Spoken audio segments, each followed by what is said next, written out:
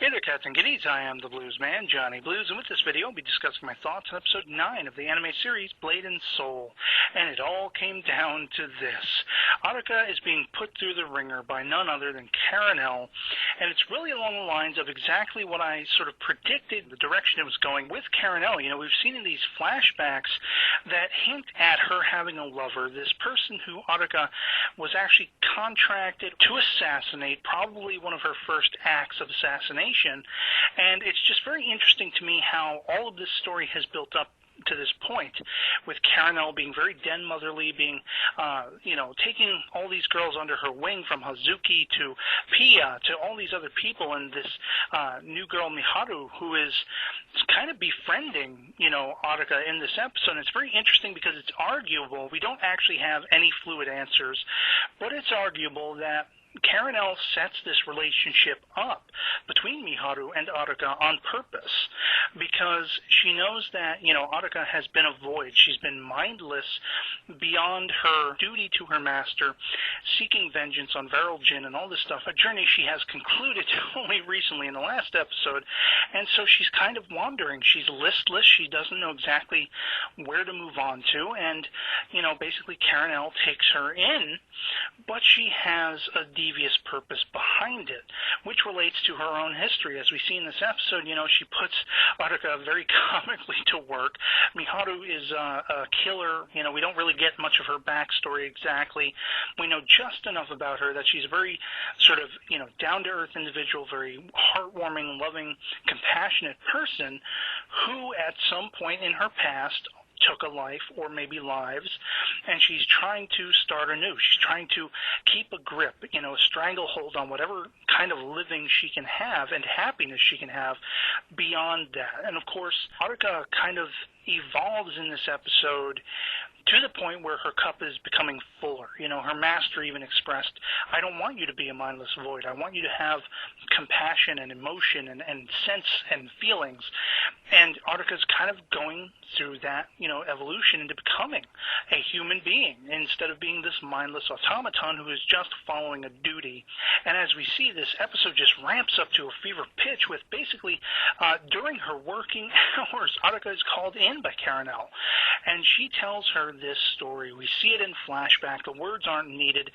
We've already gotten, little bits and pieces here and there in previous episodes flashing back on this to give us the heads up of what was coming. But I have to say, it went beyond. It took it a step beyond my prediction that Caranel would, perhaps strike back at Attica, because she's actually struck back so deviously, and almost like she's become a villainess in her own right in this series, which is absolutely a masterstroke for me, because the lengths to which they took her character, as we see the flashbacks and we see what this man meant to her, and how, he saved her life and took her out of this impoverished lifestyle, gave her riches and wealth, but even more so than monetary wealth, and, that whole sort of bar that she owns now and everything like that, she was given a wealth of love and compassion and caring. And, when this was ripped away from her because Attica took this man's life, well, what could she do but seek revenge? Now, it's very funny because many times we've seen Caranel schooling other characters seeking vengeance, telling them it's very silly, it's pointless, it's not going to matter. And this all relates to her personal feelings that to attack Attica as this voidless vessel who's only after seeking this revenge and this duty, there wasn't, emotion behind it. There wasn't a soul, a living soul, fiery soul behind it. So it would have been a waste. And what does Karen do? She manipulates Attica into filling that void, into becoming that person with the fire and the essence and the soul and the feeling and the emotion. She gives her a sister in arms. She gives her a best friend, a family member, to make up for the losses she sustained. And then she rips it away from her. Now, it's arguable because we don't actually see that in this episode. We only find out that Miharu has been killed surreptitiously. We don't exactly know who was behind it, but Caranel could seem no less delighted with her, gawking at Attica, who's in a state of shock, still shocked, I might add, from the revelation of who Caranel is to her. but also then reeling from this sensation of great travesty and mourning of her friend, of this person who just, was a guiding light to her all of a sudden. And so Attica is left wandering, and she's even having these sort of hallucinations of all these people she lost, whether she's taken their lives or someone else has taken their lives. They're becoming these ghostly, horrific images trying to attack her.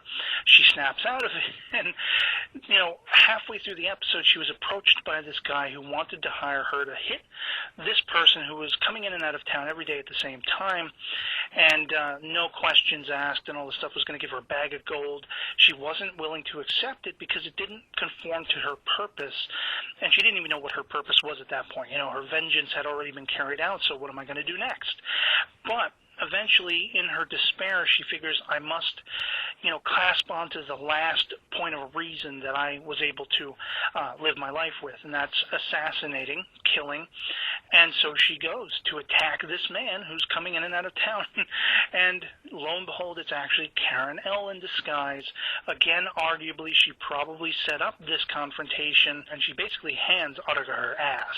And Karen L. here, this is where I say she's turned really to an almost villainous character, because her greatest success at this point, one that she's laughing and just feeling so giddy and happy about, is that her vengeance is to make sure Attica has pain from this moment on.